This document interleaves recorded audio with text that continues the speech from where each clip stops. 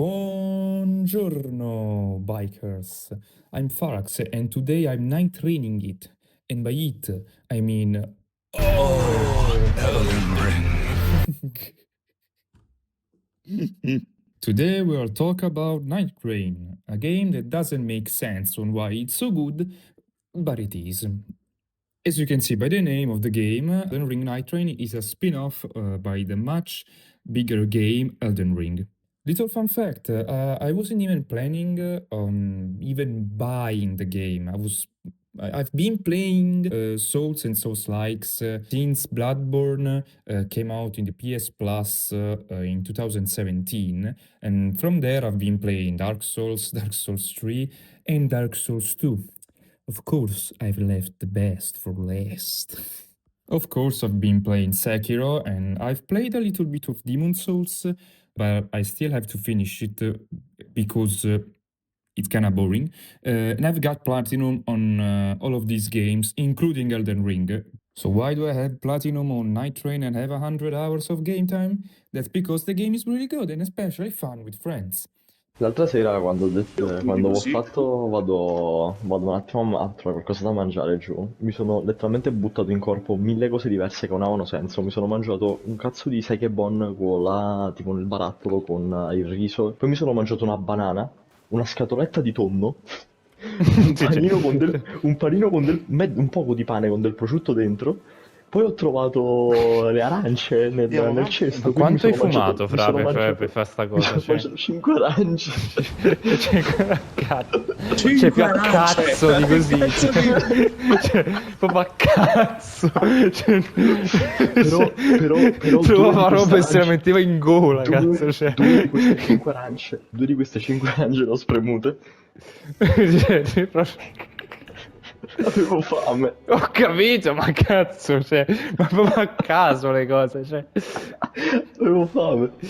Capito, ma mi fa ridere. Mia mamma ha detto che aveva visto tipo un bordello di arance. Un cane, cioè, perché mangiava per terra, che cazzo ha visto? Le scorze di arancia nella spazzatura, ho buttato le scorze. Mi ha fatto, mi sei sceso a mangiare arance stanotte? Ho fatto, sì, e non solo quello, mi sono mangiato il tonno, mi sono mangiato il panino, mi sono mangiato la banana. Mamma, figlio, sei un cane. Se entravi in cucina all'una di notte vedevi una cazzo di scimmia. But why is this a different game and not a DLC, you may ask, my dear? That's because it's not a Souls-like, but rather a roguelite with Souls mechanics. But let's proceed with order. First, you make your save file, and then you'll be introduced with a little cutscene, which the only reason of its existence is to give you context and tell you and scream at you that the game is not canon, and then you are introduced to the tutorial. Yes, the tutorial. And even if the fact that there is a tutorial in a Souls-like game doesn't scream you spin-off, I don't know what it does. And, I actually do what it does, because there is no character creation in this game. So it's not even an RPG at this point. Hey, have you not noticed when I said that you create a save file and then there's the cutscene and then the tutorial straight up? It's not even Dark Souls 2, where after you ended the tutorial, you'll be introduced to character creation. No, there is no character creation because you don't play as your character, because this is not an RPG. This is a Souls-like game with roguelite mechanics. In fact, there's a total of 8 characters, and we have John Elden Ring, John Sekiro, Jane Bloodborne, A Terrible Mother, La Creatura, what a Ranger was supposed to be, or Jimbro, and The Wall. Bring it on!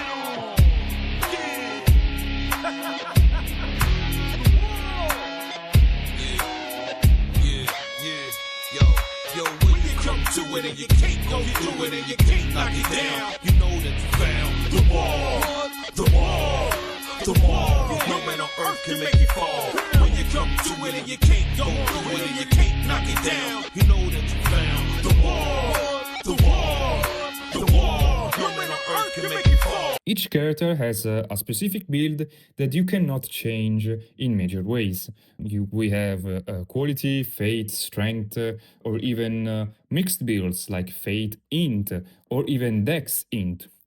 This gives to every player a game style. You like using magic, pick the recluse. You like big bonk, pick the raider.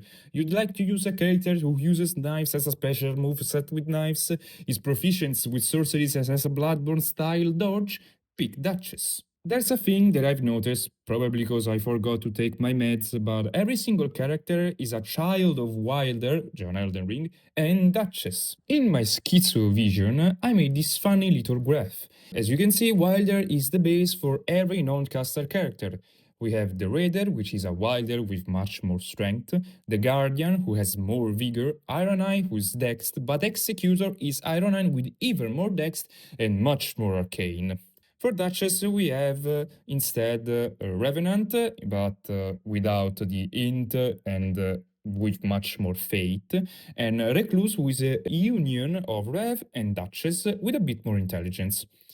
Every character has a passive, an ability, and an ultimate. And in ultimate, I don't know how to speak English. And I've noticed that out of the blue, like while I was writing this script, that this game shares a similar disposition of abilities with Apex Legends. I love making these videos. This gives a bit more depth to each character, and it gives a target player. For example, the Wilder has Sixth Sense, which effect doesn't kill you when you take little damage, but instead you auto-dodge. This gives to the Wilder the vibes of the starter character, because it gives, even to the less experienced players, a bit more survivability, because you can make one less mistake instead of dying straight up, you don't die. He has a grappling hook, which might not be as good as Titanfall's 2 grappling hook, but it's still great. It's not only a movement tool, but also a weapon. It does a solid amount of damage and either drags the enemies towards you or you towards the enemy if they're bigger than you. Sometimes. But now we are going to the juice of the character. The bunker bus, the ultimate. I know it's called onslaught stake. What the fuck are those names? But come on, this shit hits like a fucking bash. I was saying, his ultimate makes a big ass explosion, which, like many other ultimates, can be charged or thrown rapidly for good damage and a little stun, which also makes you fly in the air, or you can charge it for massive damage and stun damage, and it also makes you stay in place. The stun damage is so high that many bosses in solo get staggered and can even be reposted for even more damage. He also has a unique moveset for great swords, and has a well-rounded stats, which makes him the jack-of-all-trade character and one of the best characters for solo runs.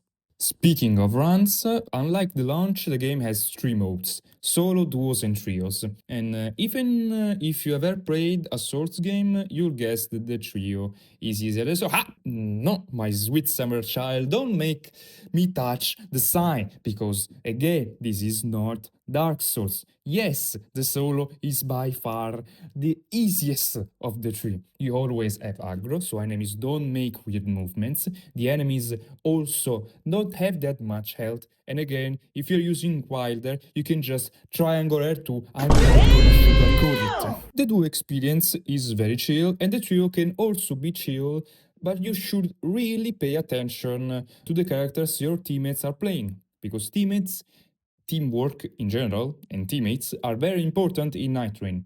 You can give your fellow Nightfarers weapons, charms, and you can feed the creature.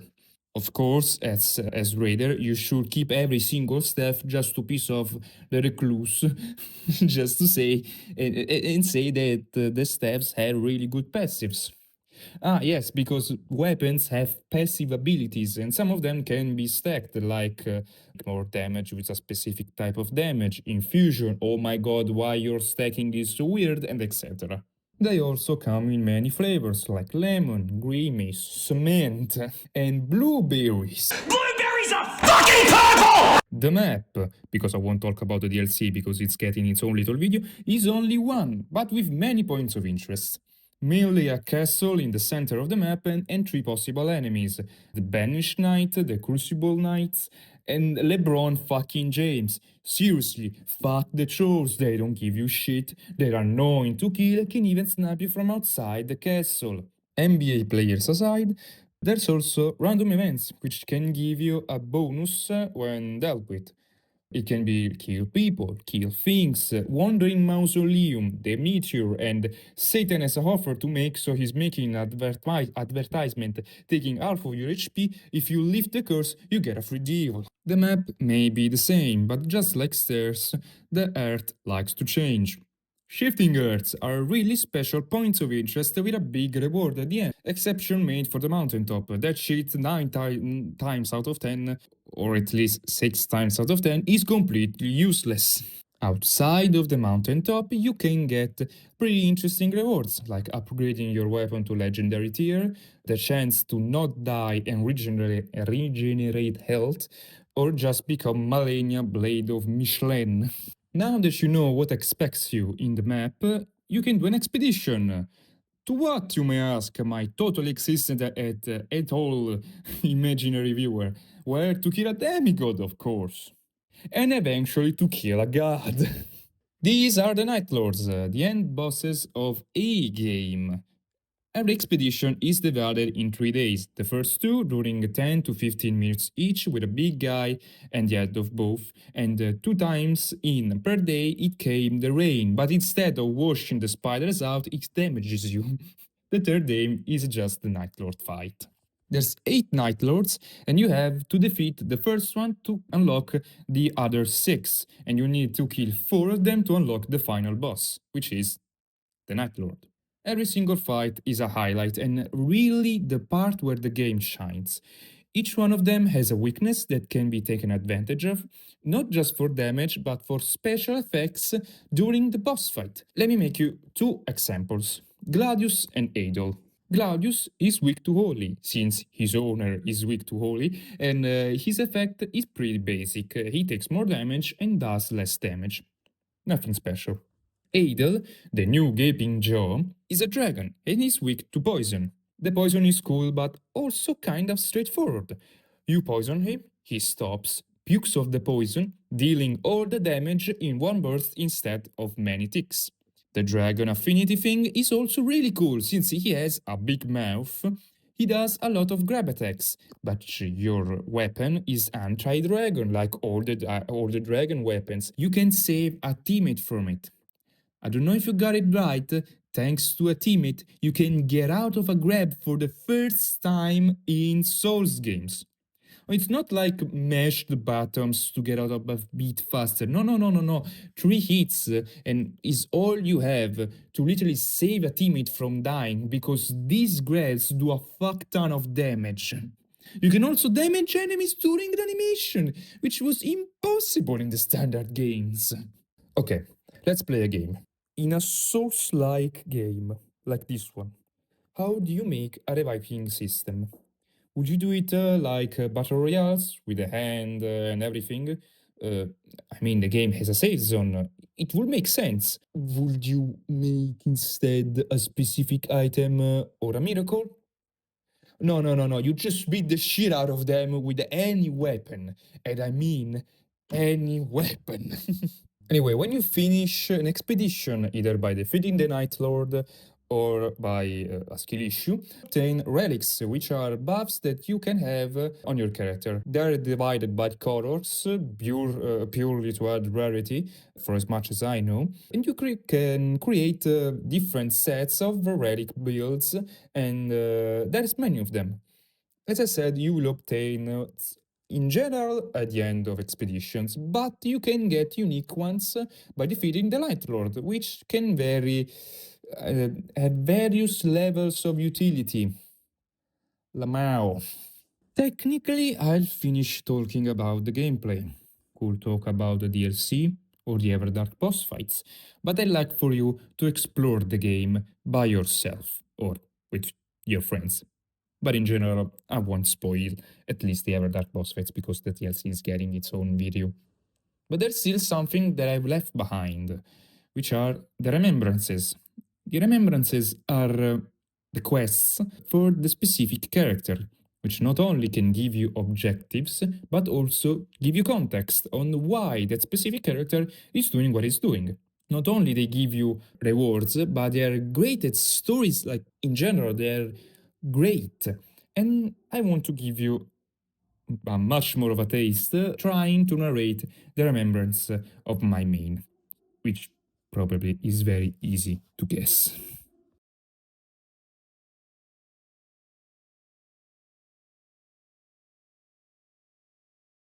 Our protagonist sets off to Limgrave in search of the Night Lord. But once reaching those lands, damned by the night, he started to lose many of his memories. He gets to the Round Table Hold, where it's now called the Wilder. Unfortunately, because of a very bad injury, he doesn't have much time left. He has to kill the Night Lord, and he has to do it fast. He stands in the Round Table Hold, while having in his hand a strange object, an earring with its counterpart long lost. When arrived, he's introduced to the other Nightfarers, the Aranai, the Recluse, the Guardian, the Executor, the Raider, and most importantly, the Duchess. She is the priestess, and the one in charge of the Round Table with the Iron Menial.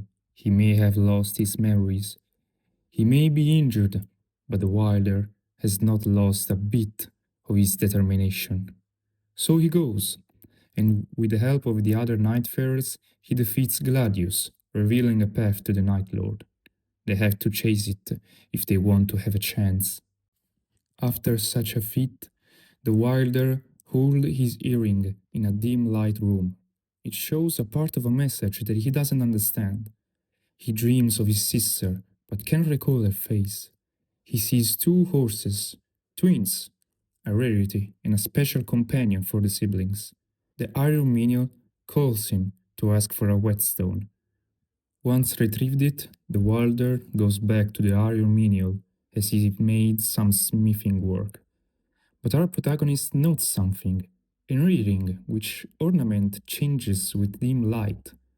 The Wilder borrows it and puts it both of the earrings in the same light as the message completely shows up. Two horses, galloping side by side, may the wind spare us on our path. The Wilder has another dream, the night where his sister left. He couldn't remember her name, but he still remembers her words. Goodbye for now, dear brother. Once we're done, we'll meet again. That night, at Windwale Knoll, a horrific battle erupted within the clan's folk. That same night in which the younger sister left, they've all gone mad. The only thing left was a sea of gravestones. After the death of his cousin and his father, only the older brother remained.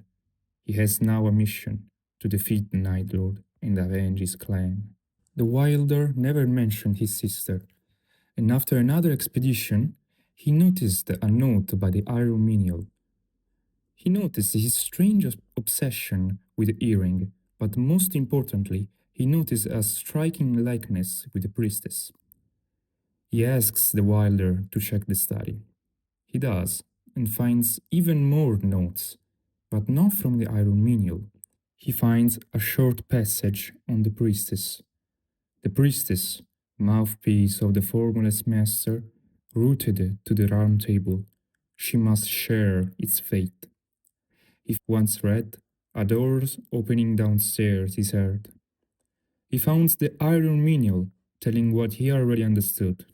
The life of the priestess, his sister, is linked with the Round Table Hold, which, once the night is defeated, will be no more. He asks the same question to his sister, who confirms it. Once we're done, it will be goodbye. The Wilder is against it. He will not lose his beloved sister again.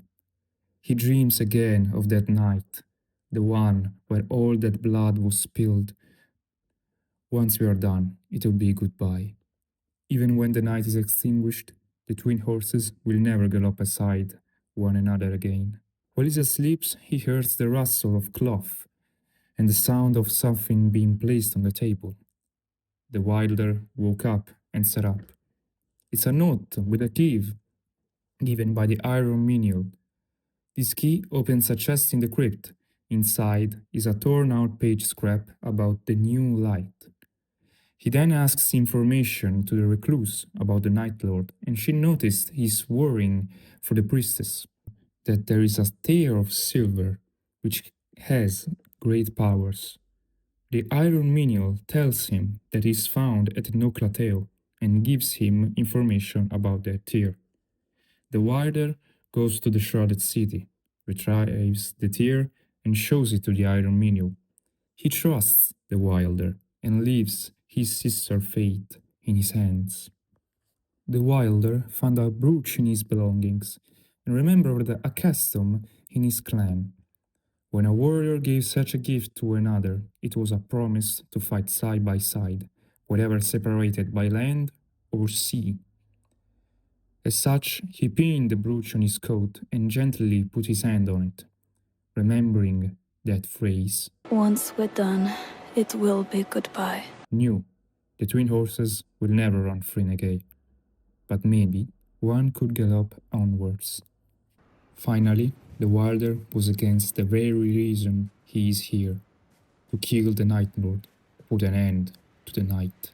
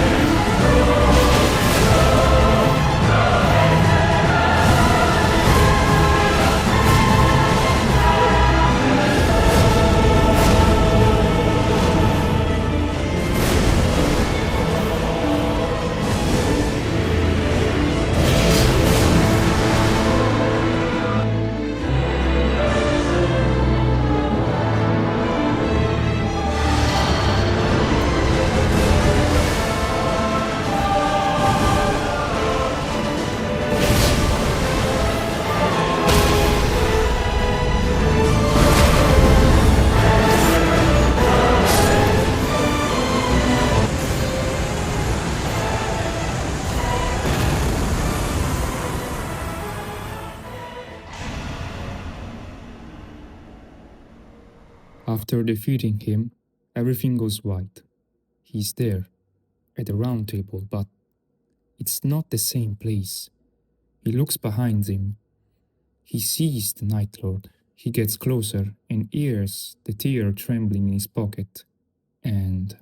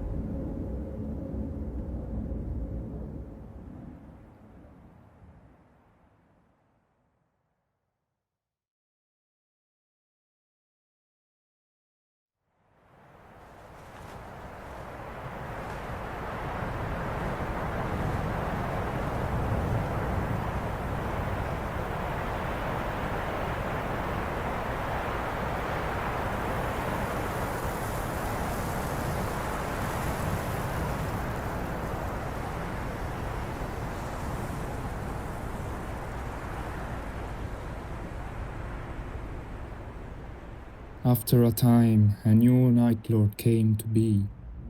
The Round Table Hold, spared from annihilation, would be formed anew, in preparation for a new night. But would it be enough to free the priestess? He will never know.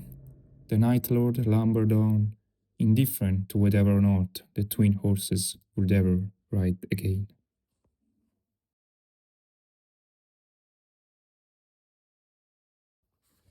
Every time I think of this story, it gives me goosebumps. I'm trying to write words to show how much this story makes me want to climb a mountain, but I can't. The Wilder, a man who was driven by vengeance, puts his quest aside just to try and save his sister. It kind of reminded me that monologue from what was it, like Red versus Blue, that Halo show. There's so many stories where some brave hero decides to give their life to save the day.